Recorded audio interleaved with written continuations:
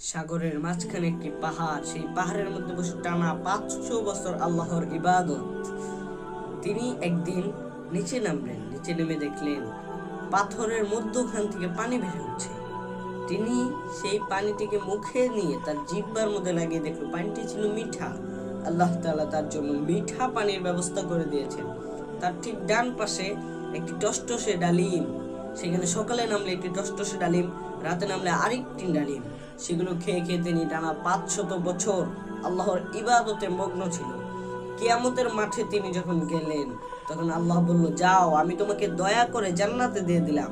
তখন তিনি বলল, আল্লাহ, আমি তো আপনার দয়া নিয়ে জান্নাতে যেতে চাই না, আমি আমার নিজের আমল নিয়ে জান্নাতে যেতে চাই।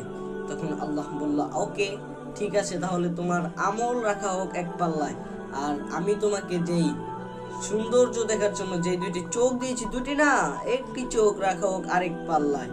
তারপরে দেখা গেল আল্লাহর দেওয়া সেই চোখেরই ভার বেশি হয়ে গেল। সুবহানাল্লাহ। তারপরে আল্লাহ বলল, হিসাব অনুযায়ী বোঝা গেল তুমি এখন জাহান্নামে যাও, তুমি জাহান্নামে যাও। তারপরে ওই বান্দা বলল, আল্লাহ, আমি এখন বুঝতে পেরেছি, আল্লাহ, তুমি ছাড়া জান্নাতে যাওয়া সম্ভব না। সুবহানাল্লাহ।